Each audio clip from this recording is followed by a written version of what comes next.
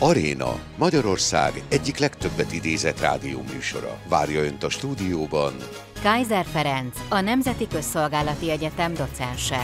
A műsor támogatója a Hold. Meghozzuk a döntést befektetéseiben. Hold.hu. Segítse Ön is munkánkat azzal, hogy feliratkozik csatornánkra. Jó napot kívánok az Aréna hallgatóinak, Exterde Tibor vagyok, a stúdióban itt van Kaiser Ferenc, a Nemzeti Közszolgálati Egyetem egyetemi docense. A beszélgetést a rádióban most felvételről hallják. Jó napot kívánok, örülök, hogy itt van. Hosszú ideje találgatja mindenki, hogy mikor meneszti Zelenszkij ukrán elnök a katonai főparancsnokot, Valerij Zsaluzsnyit. Nem tudjuk, hogy menesztette eddig a pillanatig. Mivel jár az, hogyha egy háborúban lévő ország politikai vezetője a katonai vezetőt meneszti? Jó napot kívánok mindenkinek! Ez mindig nehéz kérdés. Általában katonai vezetőket kudarcok után mondatnak le, váltanak le, távolítanak el. Náci Németországban, meg például a Szovjetunióban is egy nagyobb kudarcba bele is halhatott az a parancsnok, akinek ezt a nevével összekapcsolták. Akkor is, ha nem ő volt érte a felelős. Itt tulajdonképpen Zsaluzsnyi nevéhez nagy kudarc nem fűződik, sőt, ugye az, hogy egyáltalán Ukrajna túlélte az első néhány hetet, még 22. február 24-e után, amikor megindult ugye Oroszország általános inváziója, sőt, ugye aztán a két nagy és relatíve sikeres ellentámadása 22. szeptemberében, ugye Harkiv térségében egy-két hét alatt több mint Nógrád vármegyényi területet sikerült az ukránoknak felszabadítani, majd 22. október-novemberben a herszoni úgynevezett hídfő, tehát ott az oroszoknak volt egy nagyobb állásuk a Dnyipró, vagy oroszul Dnyeper folyónak a nyugati partján, tehát ezt is felszámolják az ukránok. Viszont az kétségtelen tény, hogy a tavalyi évi úgynevezett tavaszi ukrán ellentámadás, ami nevével ellentétben júniusban indult, és lényegében egész nyáron zajlott, az messze nem hozta azt az átütő sikert, amit nagyon sokan vártak tőle. Ez a kudarc nyilván Zsaluzsnyi nevéhez is fűződik, annak ellenére, hogy ő már a kezdet-kezdetétől inkább óvaintett. Itt a leváltás valódi oka inkább az lehet, hogy az ukrán főparancsnok az két nagyobb tanulmányt is megírt nyugati újságokba, és mind a kettőben hát elég realisztikus képet festett a hadműveleti helyzetről, meg a jövőbeni kilátásokról, ami nem nagyon passzol ahhoz az esetenként kicsit rózsaszín elképzeléshez, amit még Zelenszkij elnök van. Tehát itt inkább az van, hogy van egy nagyon komoly ellentét a háború lehetséges kimenetele között. Ugye a katona realista, a politikus optimista, és itt valóban nagy kérdés, hogy ez mennyiből jön ki ebből jól Ukrajna. Állítólag Szirszkij tábornok, aki a szárazföldi erők vezérkari főnöke, Zelenszkij egyenesen nekiszegezte azt a kérdést, hogy vállalná-e a Zsaluzsnyi posztját, aki erre Kerek Perec azt mondta, hogy nem. Most ő a legalkalmasabb jelölt. Tehát kettejük között nagyon jó munkakapcsolat volt. Jelenleg az ukrán haderő sikeresen védekezik a technikailag és tüzérségi lőszerben óriási fölényben lévő orosz haderővel szemben. Nem biztos, hogy jó az, ha most cserél parancsnokot Zelenszkij, pláne, hogy a kettes számú és valószínűleg Zsaluzsnyit követően a legalkalmasabb jelölt, az nem állt kötélnek. De bocsánat, az ukrán hadseregben, amely háborúban áll, lehet olyat mondani egy katonának, hogy nem ülök be a parancsnokom helyébe, mert nem értek egyet a politikai vezető döntésével. Békeidőben is elég furán hangzik. Igen, de azt is látni kell, hogy nem példanélküli. Tehát nyilván az abszolút jó katona az engedelmeskedik a politikai parancsnak, de az abszolút jó katonák ritkán nyernek háborút. Tehát a háborúban kell egyfajta önfejűség is, tehát kell esetenként, és itt nagyon nehéz eldönteni, mi az a választóvonal, tehát esetenként felül kell bírálni a politikai döntést. Ugye az a német haderő, ami végigverte egész Európát a második világháborúban, addig volt igazán sikeres, amíg Adolf Hitler úgy nem döntött, hogy személyesen fogja vezetni a háborút. Ez nagyjából ugye a 42-es évtől kezdve, és onnantól kezdve mindig a politika döntött el, mit kell tenni. Akkor is támadni kellett, amikor tudták, hogy a szovjetek tudják, hogy mi a német támadási elképzelés, akkor sem volt szabad kiüríteni területeket, ha katonák 10 000-eit lehetett volna megmenteni. Tehát a politika az nem mindig tudja, hogy katonailag mi a helyes. És esetenként a katonáknak, és itt ugye ez mindig egy óriási probléma, mert törvény szerint a katona nem mondhatja azt a politikusnak, hogy nem. Gyakorlatban viszont, ha a saját emberei életét menti meg ezzel, vagy egy óriási katasztrófát állít meg, akkor meg majd, hogy nem kötelessége lenne.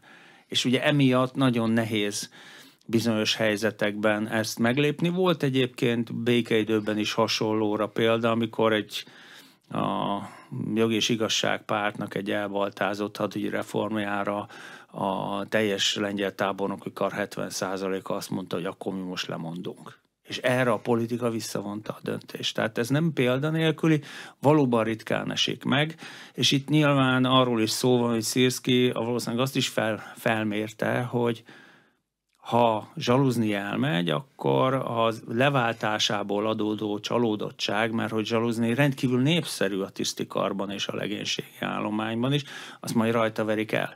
Tehát nem biztos, hogy ebbe a székbe jó beülni. És ott a következő pont egyébként, hogy Zsaluzny borzasztó népszerű, és ha Zelenszky leváltja, akkor nyitva áll előtte azóta politikai pályára. Tehát rögtön lesz egy nagyon komoly hatalmi ellenpólusa az elnöknek. Nem véletlen egyébként, hogy Victoria Nuland, aki ugye az amerikai külügy egyik helyettes államtitkár, és főleg kelet-európai ügyekkel foglalkozik, az elutazott Kijevbe. Hivatalosan tájékozódni, de rossz nyelvek szerint inkább eligazítani. Tehát az amerikaiak is aggódnak emiatt a lépés miatt, annál is inkább, mert ugye hetek óta megy a pletyka, és a gyors lépésnél, egy változásnál csak az rosszabb, ha hetekig nem lehet tudni, hogy mi a fene van. Megmenthetik az amerikaiak az ukrán parancsnokot? Nem biztos, hogy meg akarják menteni, de lehet, hogy elmondják az elnöknek, hogy milyen opciói vannak. Nyilván, ha meginog a bizalom, ugye Ukrajnában jelenleg Zelenszky a legerősebb hatalmi központ, szíve joga, sőt alkotmányos lehetőség, hogy leváltsa a főparancsnokot. Kérdés, hogy ez mennyiben reális döntés, mennyiben esetleg személyes ellentét, vagy személyes bosszú, az is lehet, hogy mondott valamit a főparancsnok, amit az elnök a szívére vett. Legutóbb a második tanulmány ugye a CNN-ben jelent meg, ezt ott mellékelték is, olvasható, meg össze is foglalták. Azt mondja a főparancsnok, hogy nem csak a csatatéren, hanem egyéb területen is csalódásokkal kell számolnia Ukrajnának. Valószínűleg arra utal, hogy nem jön fegyver Amerikából? Ezt ennél határozottabban le is írta, azt mondta, hogy Ukrajnának sokkal jobban kell a saját erőforrásai támaszkodva, mert szemmel látható, hogy meg ugye az ukránok a saját bőrükön érzik, hogy az a kezdetben egységes nyugati támogatás, ami dollár és euró 10 milliárdokban nyilvánult meg, az szépen lassan kezd elkopni Ukrajna mögül. Nem szabad elfelejteni, ez a borzalom most már közel 2 éve tart. Európának és Észak-Amerikának is megvannak a saját belső problémái, azt a pénzt jobb helyen is el tudná költeni odabent is, tehát mindegyik, mind az EU-ban, mind egyes EU tagállamokban, mind az Egyesült Államokban komoly politikai viták tárgya Ukrajna támogatása is, és ezt abszolút reálisan látja a vezérkari főnök, és ő azt mondja, hogy fel kell készülnünk arra, hogy egyedül. És ugye ami valószínűleg összevesztek a legtöbb forrás szerint, hogy Zsaluzny még 500 000 embert be akar hívni, ami borzasztó dolog annak fényében, hogy valószínűleg közel 850-900 000 ukrán férfi van most fegyverben, és erre jön még rá 50-75 000 nő.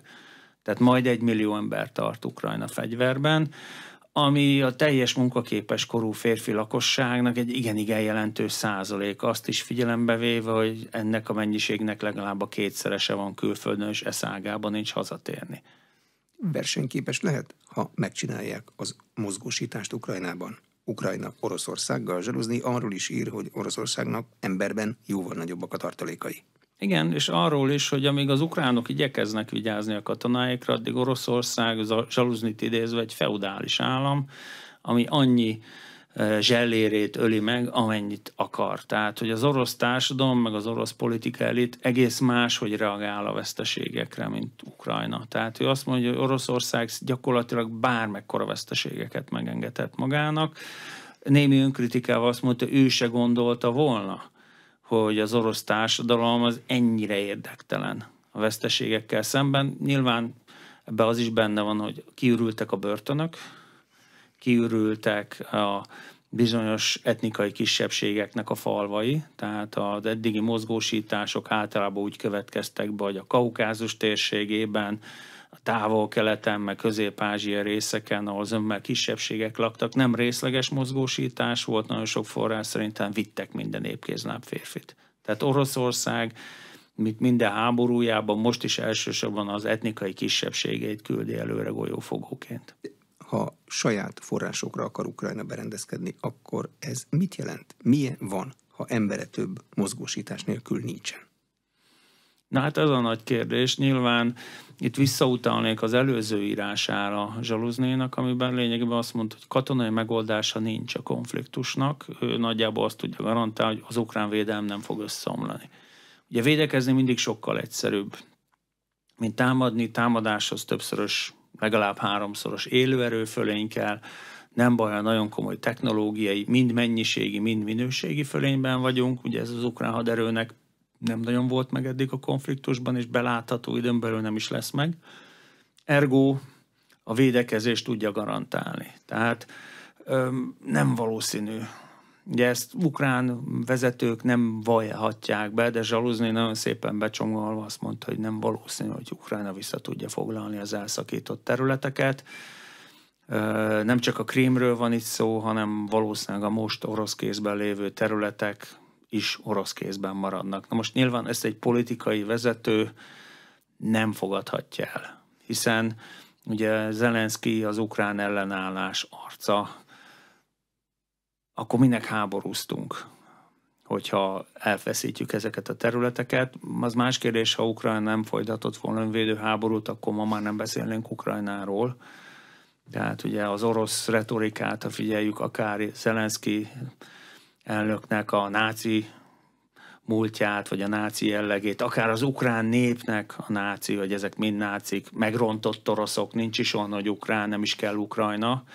Tehát ezt úgy Putyin, mint ugye az orosz kormánynak az ügyeletes rossz fiúja, kemény fiú, Medvegyev többször elmondta, hogy nem kell Ukrajna, el kell tüntetni ezt a rákos sejtet a térképről. Tehát nyilván itt most Ukrajna léte volt a tét az elején, most már viszont nagyjából az oroszok is belátták, hogy nem tudják egész Ukrajnát elfoglalni, amit eddig elraboltak tőle, azt akarják megtartani.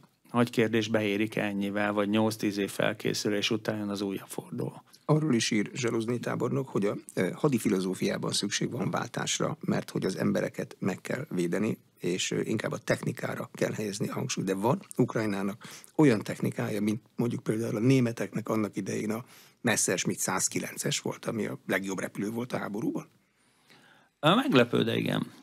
Tehát Ukrajna úgy veri rommá az orosz haditengerészetet a Fekete-tengeren, hogy nincsenek is effektíve hadihajói. Az a kevés, ami volt, annak a nagy része megsemmisült, vagy maga a személyzet süllyesztette, például az Azovi-tengeren lévő erőket, az Azovi-tenger partvidékét, azt március közepére az oroszok végig ellenőrzik. Ugye onnan kifelé csak a Kercsi híd alatt lehetett volna eljutni, amit az oroszok nagyon komolyan őriztek. Nikolajev, ami ugye a fő ukrán kikötő, azt nagyon megközelítették az orosz páncélos ékek, ezzel az ott lévő hajók nagy részét vagy megrongálták, vagy elsüllyesztették az ukránok. Na most ehhez képest az orosz haditengerészet elképesztő veszteségeket szenvedett, zömmel különféle pilóta nélkül repülőeszközök, és szintén személyzet nélküli távvezérelt vízi, hát nem is tudom, öngyilkos motorcsónakok, öngyilkos tengeralattjárók, nem is tudom, ezeket hogy lehet magyarra fordítani. Tehát az ukránok elképesztő kreativitással gyártanak különféle drónokat. Úgy a vízre, mint a levegőre, és ezeket a gyárakat az oroszok meg sem nagyon tudják találni, mert itt jön be a modern technológia, a saját gyártású drónokat 3D nyomtatóban, garázsokban nyomtatják hozzájuk azokat a kitteket, amiből összeszerelik. Nyugatról vesznek meg bizonyos elektronikát, nyugatról veszik a motort, Starlinken keresztül, tehát ugye a Musknak a műholdas hálózatán keresztül irányítják őket. Ukrajna hihetetlenül sikeres a drón technológiában, nagyon komoly nyugati cégekkel működik együtt, tehát nyilván a háború az mindenkinek elképesztő tapasztalatszerzési lehetőség.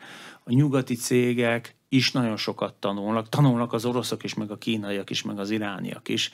Az irániaknak az oroszok mondják meg, hogy milyen irányba kell azokat a különféle úgynevezett Shahid drónokat fejleszteni, amit gyakorlatilag hetente 100 szám lőnek el Ukrajnára, tehát Irán is nagyon sokat tanul, de a nyugatiak is, és meglepő, de a drón technológiában, meg a drónok zavarásában Ukrajna egyelőre sikeresebbnek tűnik, mint Oroszország. Legalábbis most olybá tűnik. Nyilván az oroszok is rengeteget fejlődtek a háború elmúlt most már 2 év alatt. De háborúfordító ereje ennek a technológiai tudásnak lehet?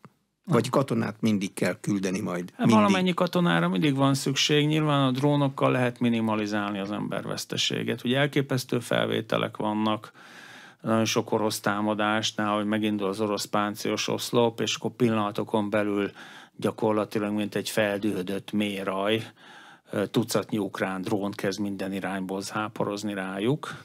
Tehát ezzel a drónokkal nem tudnak állásokat bevetni. De az orosz támadások egy jelentős részét meg tudják fogni, és a másik nagy előnye a drónoknak a felderítés.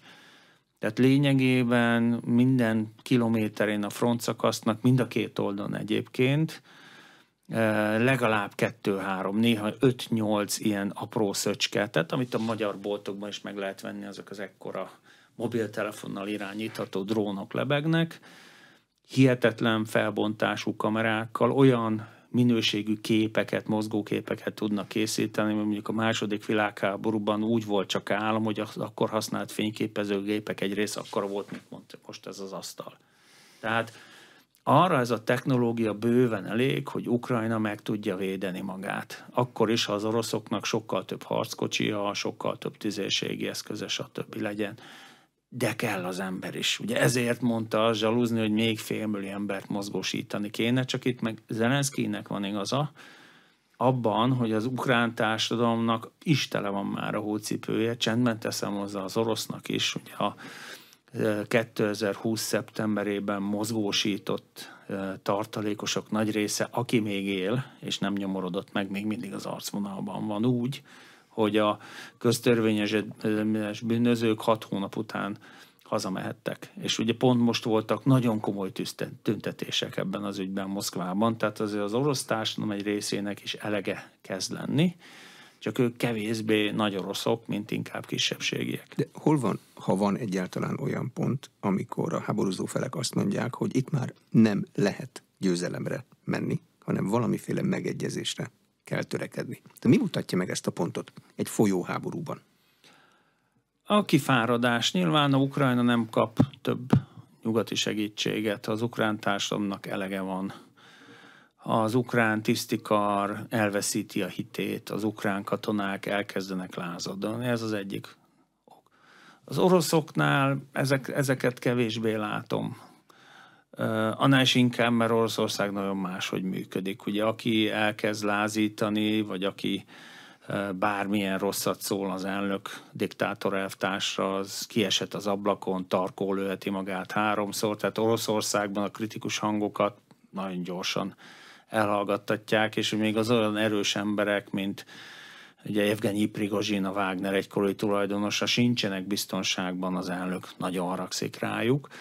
Tehát Oroszországban ez kevésbé valószínű, és nagyon fontos, Oroszország nem akar békét. Oroszország azért indította meg ezt a háborút, legalábbis a fő cél, nem rablóháborúnak nevezik az oroszok, sőt nem is háború, a különleges katonai művelet.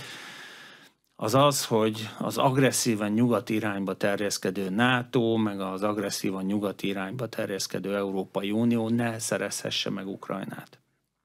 Egy olyan államot, ami háborúban áll, még ha csak alacsony intenzitású konfliktusban is, egyik szervezet sem fog felvenni, hiszen azzal a háborút a szervezet belügyévé tennék. Tehát Oroszországnak nem érdeke a béke, azért sem, mert azt az oroszok is tudják, hogy emberrel, nyersanyaggal, meg fegyverrel, ha csak egyedül marad Ukrajna, ők biztos, hogy sokkal tovább fogják húzni.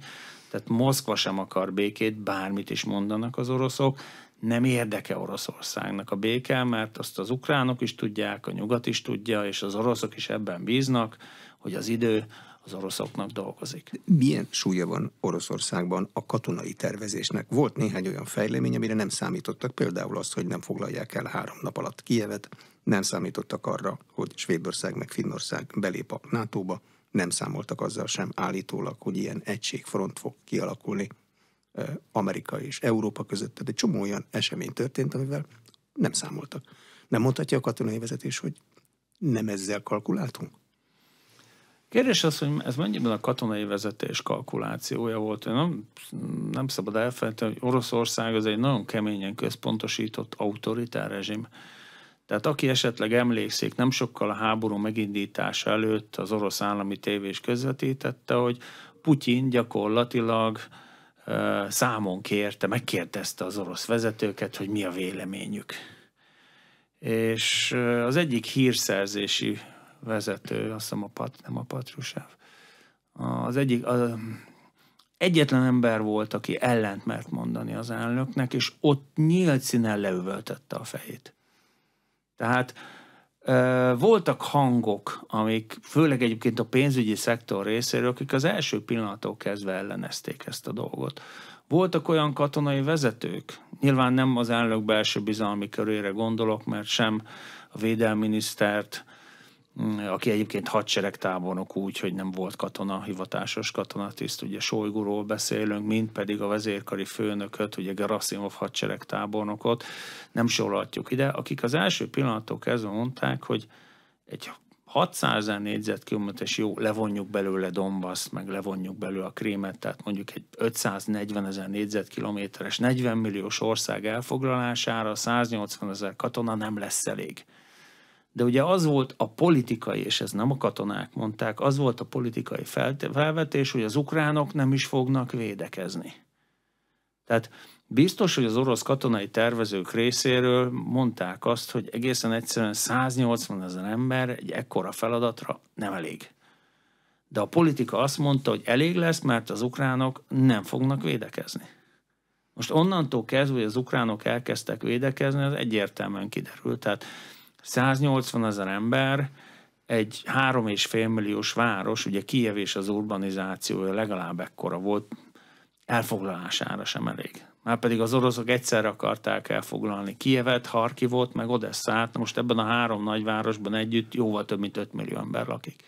Hogyan kell kalkulálni egy katonának ukrán részről azzal, hogy nem sokára, ha vége van a télnek, el kéne kezdeni a mezőgazdasági munkákat, például a földeken, amit éppen nem lőnek, vagy nincs elaknásítva, hogy azokat ki fogja csinálni, amikor a férfiak fegyverben vannak? Hát ugye 50 fölött azért egyelőre maximum önkéntesként vannak a katonák, és nem is annyira a fronton. A nőknek, meg az időseknek, meg egyébként a fiataloknak a szerepe is felértékelődött most Ukrajnában. Valóban, és ez nem csak ukrán probléma, ez az egész világ problémája, hiszen Ukrajna a világ egyik éléskamrája volt a konfliktus előtt. A 21-es évben több mint 100 millió tonna élelmiszer termett Ukrajnából, és ebből közel 50 millió tonnát Ukrajna tudott exportálni. Jelenleg a művelt területeknek körülbelül az 1/10 az elképesztően szennyezett, fel nem robbant lőszerekkel és aknákkal, vagy ténylegesen harcok zajlanak rajtuk. A frontvonalhoz közeli részeken sem célszerű a mozgás, egyik oldalon sem. Tehát az oroszok által elfoglalt területeken sem lehet békésen szántani, vetni, mert a tűzfelderítő lokátorok döntő többsége nem tudja eldönteni, hogy az traktor vagy harckocsi. Lát egy nagyobb méretű mozgó vasdarabot, és akkor automatikusan lőnek rá, tehát hogy a frontvonaltól mind a két irányba egy legalább 25 kilométeres sávban életveszélyes mezőgazdasági munkákat végezni. Annál is inkább, mert nagyjából ugye a frontok most már közel 1 éve és 3 hónapja nem változtak, ergo ebben a sávban rengeteg fel nem robbant lőszer is van. Ha 1 éve és 3 hónapja nem változik a front, akkor ez adja magát, hogy ez lesz egy demarkációs vonal, és ez lesz az új határ? Vagy ez nem így működik? Egyre valószínűbb egyébként. Tehát a 22-es évben oda-vissza mindennel együtt több mint 140 000 négyzetkilométer cserélt gazdát. Sőt, még több egy picit. Attól is függ, mert ugye az oroszok, a nagy orosz támadások, azok néhány főútra korlátozódtak. Tehát nem foglalták el azokat a területeket ténylegesen az oroszok, amiket beszíneztek nekik a térképeken. Viszont a 22 november végére leálltak ezek a nagy mozgások. Az azóta gazdált cserélt területeket pár száz négyzetkilométerben mérjük. Tehát minimális területek cseréltek gazdát. Ez egyre inkább arra mutat, hogy valamiféle Panmunjom típusú megegyezés fog körvonalazódni. Ugye a két Korea között így ért véget a Panmunjomi tűzszünettel félig meddig a koreai háború, a mai napig nincs béke a két ország között. Csak hát ezt egyre többen mondják ki nyugaton is, egyre többen látják Ukrajnában is, ugye valószínűleg Zsaluzny is erre próbált utalni, csak sem az ukrán, de még annyira az orosz politikai vezetés nem akar ebbe belemenni. De ha nem megy bele, de nem tud senki sehova mozdulni, akkor ez így kövül majd meg? És az nagy erődítések lesznek mind a két oldalon? Az oroszok az időben bíznak, ugye még tavaly november elején Sojgu védelminiszter egy fórumon mondta, hogy ez a háború legalább 25 nyaráig tartani fog. Tehát ő nem csak az idei évre mondta azt, hogy végig háború lesz, hanem még 25 első felére is háborút jósolt, és nagyon sok nyugati szakértő is azt mondja, hogy van rá reális esély, hogy sajnos ez a konfliktus még 25-ben is zajlani fog, és utána sem lesz béke, hanem elcsendesül. Tehát lemegy arról a szintről, hogy naponta 100-ak halnak, meg arra a szintre, hogy mondjuk napi 1-2, hogy nem nehéz tüzérség lövi egymást a két oldalon, nem drónok ezrei cirkálnak a levegőben, hanem mesterlövészek lövöldöznek egymásra, meg néha aknavetős támadások, amilyen egyébként volt a helyzet 15 őszétől, ugye a Minszk 2 megállapodás után, egészen 22 februárjáig. Kritikus infrastruktúrát tudja támadni Ukrajna orosz területen? Mert Oroszország mintha tudná támadni ukrán területen. Igen, ez egy érdekes stratégiai váltás volt az ukránok részéről, hogy elkezdték az orosz energetikai szektort támadni. Nagyon sok és különféle drónt gyárt Ukrajna, köztük olyanokat is, amik akár 800-1200 kilométerre is elrepülnek, nem nagy mennyiségű, 20-25 kiló robbanóanyaggal, de ha ezt egy kőolajfinomító területén robbantom, sikerül vele eltalálnom egy olajtároló, vagy benzintároló nagyobb tartályt, vagy a finomítónak azt a részét, ahol nagyon sok gőz van, ugye ahol a lepárlás zajlik, vagy egy földgázállomást, akkor azaz 20-30 kiló robbanószer és komoly károkat okozok. Az elmúlt lassan 2 hétben számos orosz energetikai elem, földgáztározó, földgáz exportkikötő, olajfinomító ért támadás, és ezek ugyan emberéletben nem okoztak jelentős kár, de ugye a orosz ember is ember, tehát rengeteg videófelvétel, telefonról készített, ilyen minőségű videót lehet megnézni az esetekről, bizony nagyon komoly tüzeket okoztak. Tehát nyilván olyan átfogó támadásokat Ukrajna nem tud indítani az orosz kritikus infrastruktúra el, mint az oroszok az ukrán ellen, hiszen Oroszországnak egyrészt hatalmas spektrumú fegyverrendszere van, amivel nemhogy Ukrajna területét le tudják fedni, hanem egyébként ad abszurdum Nagy-Britanniáig, meg a spanyol határig le tudják fedni egész Európát a saját területükről. De legalábbis az Uráltól nyugatra lévő részek nagy részét Ukrajna nyilván messze nem olyan pusztító képességekkel, az Iskander robbanófeje 500 kilós, az ukrán drónok meg 20-25 kiló robbanófejjel rendelkeznek, de ezek a tűzszúrások, ezek presztízs szempontból is óriási veszteséget jelentenek az oroszok számára, hiszen ugye a háború, akarom mondani, a különös katonai művelet kapcsán az volt az egyesség, hogy az orosz lakosság nem tüntet, nem nyilvánít nyíltan vélemény, cserébe biztonságban lesz. Na most ugye ez a biztonságban vagyok, ez már többször sérült. Ugye a Krím de facto nyaraló helyévé vált az oroszoknak, pláne 22. februárja után, amikor lezárult előttük a nyugati világ. A Krímet most már napi szinten érik ukrán támadások, nem mehetnek oda nyaralni az emberek.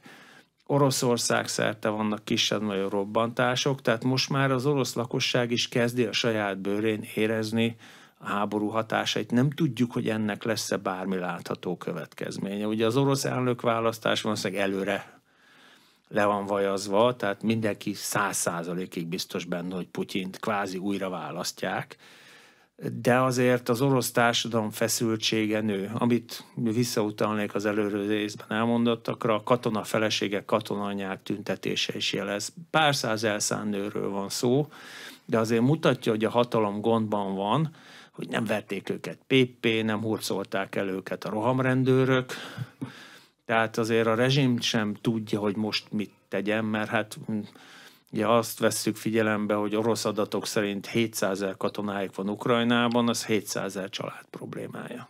De ezek a tűzszúrások, amikor Ukrajna átcsap orosz területre, ezek milyen orosz válaszokat provokálhatnak ki? Tehát mit mérlegel ilyenkor az orosz politikai meg katonai vezetés, hogy most lebombázza mindent a rendelkezésre álló eszközeivel Ukrajnában, vagy nem? Ugye nem nagyon tudnak mit eszkalálni az ukránok. Tehát, hogy az oroszok eddig is folyamatosan támadták Ukrajnát, sőt, most már ugye az ukrán légvédelem egyre kevésbé hatékony, mert kezdenek kifogyni a rakétákból, különösen az amerikai típusú légvédelmi rakétákból van egy hiány, hiszen ugye a elnökválasztási harc részeként a republikánusok tudatosan szabotálják az Ukrajnának nyújtandó mintegy 60 milliárd dolláros katonai segélynek a jóváhagyását, tehát valamikor tavaly december 1-én ment el az utolsó nagyobb amerikai fegyvercsomag. Most ennek ellenére, hogy kevesebb, arányában is kevesebb támadóeszközt tudnak lelőni az ukránok, nem nőtt az orosz támadásoknak az intenzitása. Valószínűleg azért, mert ők is kifogytak az eszközökből. Tehát azért egy Iskander rakétának az ára $2 millió. Ennek a hiperszónikus verziójának, a Kinzhálnak, az nyilván orosz adatokra nem támaszkodhatunk, ennek az árát $3,5-4 millió becsülik egyetlen egy rakétának. Tehát ezekből Moszkva sem rendelkezik 1000 szám. És ugye Moszkva már minden tabun átment, minden területet lőtt, egészen Lembergig, vagy Lvivig, ugye, hogy az ukránok nevezik is, folyamatosan lövik Ukrajna területét, tehát az ukránok nem tudnak mit eszkalálni. Ugye egyetlen egy szintet nem lépett meg még az agresszió folyamán Oroszország, atomfegyvert nem vetett be, de annak se lenne sok értelme. Tehát a nemzetközi megítélését Moszkva egy dologgal tudná még jobban lerontani, az atomfegyver bevetésével. Ha atomfegyvert vetne be Ukrajna ellen, azzal valószínűleg még Kína szimpátiáit is elveszítené, és nem nyerne vele semmit. A saját közvetlen szomszédságában vetne be atomfegyvert, a nukleáris szennyezés egy jelentős része az uralkodó szélirány miatt visszaszállna Oroszországra. Nézzék meg a kedves nézők, hallgatók a csernobili katasztrófa utáni térképeket. Ugye Csernobil Ukrajnában van, viszont a nukleáris szennyezés nagy része az uralkodó szélirány miatt Belorusszba meg Oroszországba. A frontot nem lehet vele áttörni, mert az orosz csapatokat legalább annyira is pusztítana egy harcászati töltet, és amilyen állapotban két haderő van, a járműveknek a sugárvédelem nem biztos, hogy meg van oldva. Tehát egészen egyszerűen Moszkva már túl van minden olyan eszkalációs lépésen, amit megtehetett. Nyilván az ukránoknak arra nagyon figyelniük kell, hogy tömegével ne öljenek oroszokat. Nem is annyira az orosz válasz miatt, hanem mert Ukrajnának szüksége van a nyugati támogatásra. Az meg nagyon nehéz eladni, mondjuk Moszkvában vagy Szentpéterváron megöltünk 200-300 civilt. Tehát Ukrajnának sokkal inkább tekintetbe kell azt venni, hogy mi a nemzetközi közvélemény álláspontja az ukrán lépésekkel kapcsolatban. Oroszországnak nem kell foglalkozni a nemzetközi közvéleménnyel, Ukrajnának muszáj. De az ukrán lakosság az támogatja? Erre van bármilyen hiteles adat a védekező háború további folytatását? Amennyire tudjuk, igen. Nyilván egy háborúban álló országban, ahol egyébként erős cenzúra van. Nem olyan brutálisan erős, mint Oroszországban, de azért az ukránok is komolyan cenzúrázzák a sajtót, tehát sajtószabadságról azért Ukrajnában sem beszélhetünk. De amennyire hozzáférhető ukrán közvéleménykutatásokból tudjuk, meg egy-két nyugati cég is végez telefonos és más egyéb közvéleménykutatásokat szemben Oroszországgal, az ukrán lakosság többsége még mindig támogatja az önvédő háborút, ugyanakkor a támogatás szintje nyilván folyamatosan csökken, és nagyon fontos, azokat kérdezik meg, akik otthon vannak. Akik elmentek Ukrajnából, azok akik nem elmentek, tudni, hogy azok nem tudnak azon kívül, hogy meghalni, nem szeretnének Ukrajna, az egész biztos. Tehát nem szabad elfelejteni, hogy megint csak becsült adatok vannak, valahol 7 és 10-11 millió között van az eredetileg 42 milliós ukrán lakosságból azoknak a mennyisége, akik már nem Ukrajnában élnek, és Ukrajna szempontjából az az igazi tragédia, hogy az ő többségük nem is fog visszamenni háború után sem Ukrajnába. De ez miért ilyen biztos? Ezt nagyon sokan mondják. Amikor Ukrajna elkezd újjáépülni, valószínűleg hatalmas segélyeket fog kapni. Ott lehetőségek lesznek. Hát lehetőségek, de ha valaki, mondjuk, ha csak Lengyelországba ment el, ugye az ukrán menekültek jelentős része az Lengyelországba, Csehországba, Szlovákiába ment, ugye ott nincsenek nyelvi problémák, de egyébként nagyon sokan vannak Németországban, Nagy-Britanniában is, aki ott új életet, új egzisztenciát tudott magának teremteni. Ukrajna volt a háború előtt is Európa egyik legszegényebb országa. Most még annál is szegényebb, ugye a háborúban az alapvető létfeltételek biztosítása és nehézségekbe ütközik. Az ember már csak olyan, hogy szeret jól élni. Nem mondjak más példát, ugye a magyar fiatalok 10 ezrei döntenek minden évben úgy, hogy sokkal jobb életminőség reményében elmennek nyugatra. És Magyarországon nincs háború.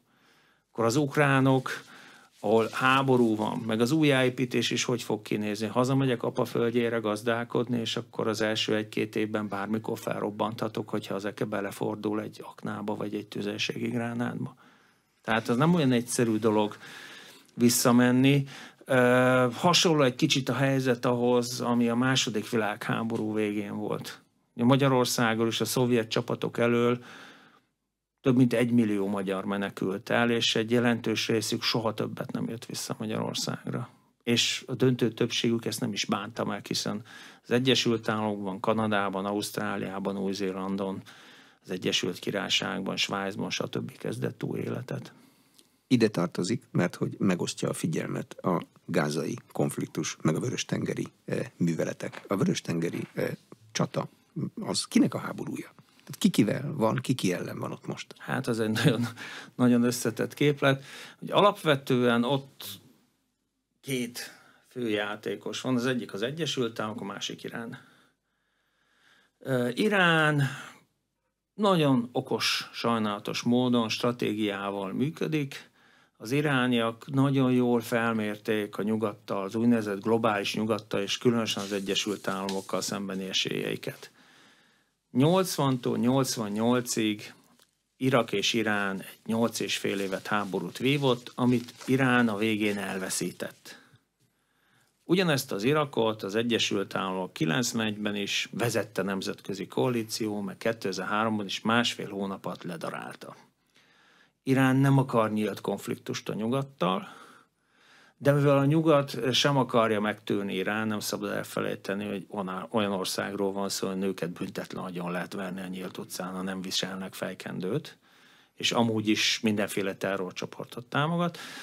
Ezért Irán a helyettesekkel háborúzik. Ugye az elmúlt bő 10 évben az Iráni Iszlám Köztársaság, ugye a forradalmi gárda, ami Iránnak a Waffen-SS-e, tehát a legfőbb vallási vezetőnek a magánhadereje, a forradalmi gárda még a fegyveres erőket is ellenőrzi, azon belül van az úgynevezett Quds, ami egy különleges műveleti erő, ők finanszírozzák, képzik ki és fegyverzik fel azokat a csoportokat, ugye Iránban ezeket úgy hívják, hogy az ellenállás tengelye, akik a nyugati érdekek, az Egyesült Államok és Izrael háborúznak. Ide tartozik az iszlám dzsihád és a Hamas Gázában, meg egyébként részben Cisjordániában is, a Hezbollah Libanonban, Szíriában és Irakban közel tucatnyi úgynevezett síita milícia. Ugye ezek közül az egyik hajtott végre halálos áldozatokkal járó dróntámadást egy amerikai katonabázis ellen. Nagyjából ugyanolyan típusú drónnal, amivel az oroszok lövik iráni segítséggel ugye Ukrajnát. Tehát ez a két fél áll egymással szemben, mert a huszik is Irán kreálmányai. Tehát a 2011-es arab tavasz után az a Jemen, ahol amúgy is mindig polgárháború volt, még kaotikusabb helyzetbe került. Ez egy szektariánus konfliktus is. A huszik síták, a lakosság döntő többsége viszont szunita. Tehát jelenleg 3 nagyobb frakció, de ezen kívül van iszlám állam, meg Al-Qaida is Jemenben, és legalább fél tucat kisebb frakció vív polgárháborút az országban. Szaúd-Arábia és az arab államok bementek, hogy rendet rakjanak, őket is küldözték, szó szerint szétgerillázták a huszik. Irán a huszikon keresztül tudja az egész világot nyomás alá helyezni. Hogy? Úgy, hogy ugye ott megy el a világ egyik legfontosabb és legveszélyesebb hajózó útvonala, ami ugye Ázsiát, a közel-kelet kőolaj és földgázmezőit, mind kőolajból, mind földgázból, ugye a Perzsa-arab-öböl térsége jóval több, mint az jelenleg ismereteink szerint meglévő készleteknek a 60%-a ott van. Földgázból lehet, hogy csak 54. Kőolajból talán picit több is, mint 60. És ez köti össze, ez a térség, Európát és Ázsiát. Ugye a világ 3 nagy gazdasági központjából 2.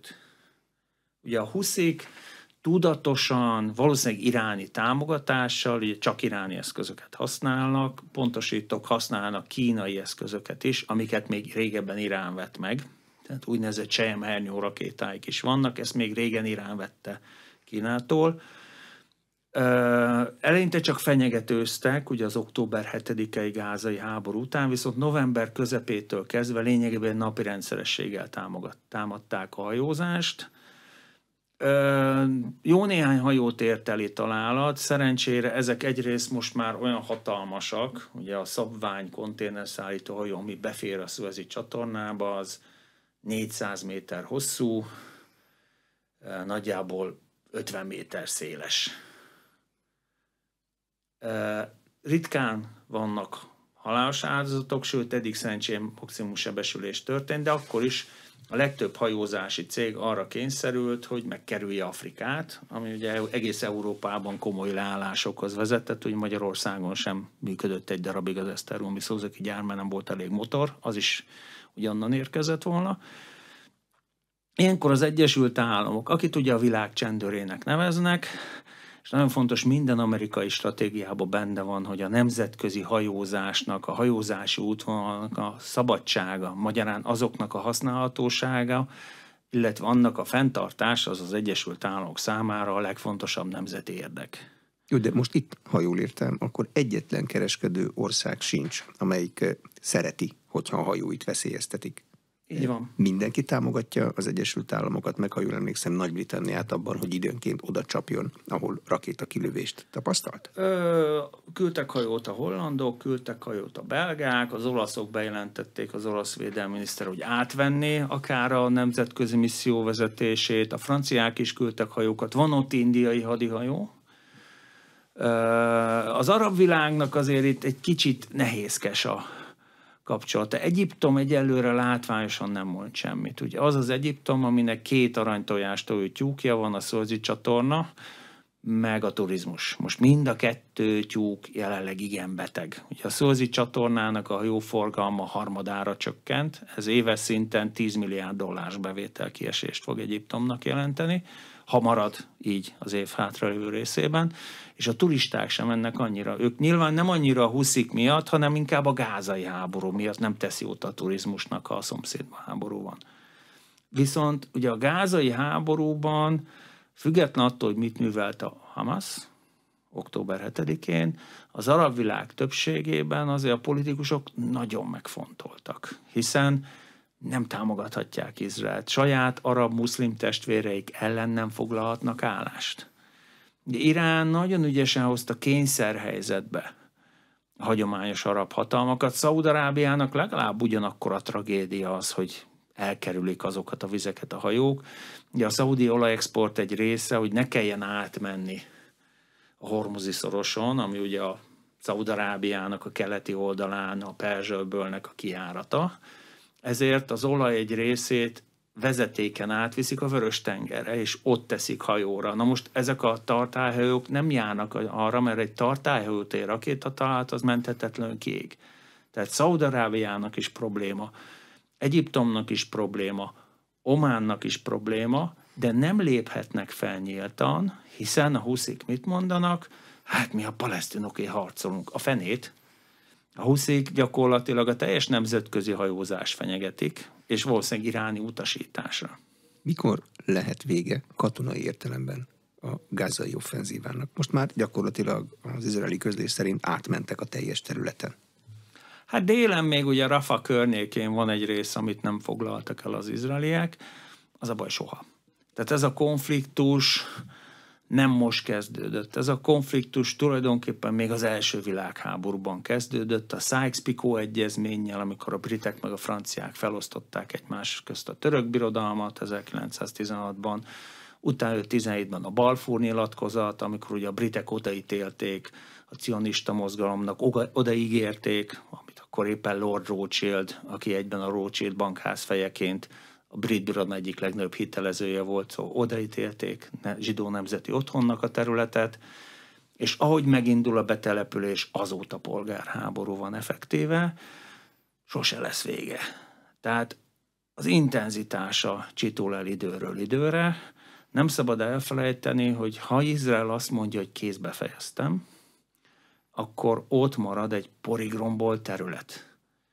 Érdemes egy-két képet megnézni, döbbenetes képek vannak. Tehát a gázövezet nagy része most úgy néz ki, mint mondjuk Berlin a második világháború végén, vagy mondjuk mint Sztálingrád, amikor Paulus 6. hadserege letette a fegyvert. Tehát gyakorlatilag szét van lőve, porig van rombolva az egész. Nincsenek működő közművek, nincsen működő ivóvízszolgáltatás, nem működik az egészségügy, éheznek az emberek, szomjaznak az emberek, nagyon komoly fertőző betegségek vannak már most, és a WHO-tól kezdve minden egészségüggyel foglalkozó intézmény azt mondja, hogy és ha ott berobban valami, ez nem fog megállni a kerítésnél, mert az izraeli csapatok beviszik Izraelbe is. Tehát akkora a nyomor, akkora az elkeseredés, és akkor még nem beszéltünk, most már ott tartunk, hogy majdnem 30 000 áldozat családtagjairól, akkor lesz a bosszúra való igény, hogyha Izrael le is vadásza az összes Hamas terroristát, lesz egy Hamas 2.0. Kaiser Ferenc a Nemzeti Közszolgálati Egyetem egyetemi docense volt az Inforádió arénájának vendége. A beszélgetést a rádióban most felvételről hallották. A műsor elkészítésében Módos Márton főszerkesztő vett részt. Ha érdekesnek találták, kérem iratkozzanak fel az Inforádió YouTube csatornájára, akkor a következő beszélgetést is automatikusan megkapják majd. Köszönöm a figyelmet, Exterde Tibor vagyok. A műsor támogatója a Hold. Nem csak vagyont, kockázatot is kezelünk 1994 óta.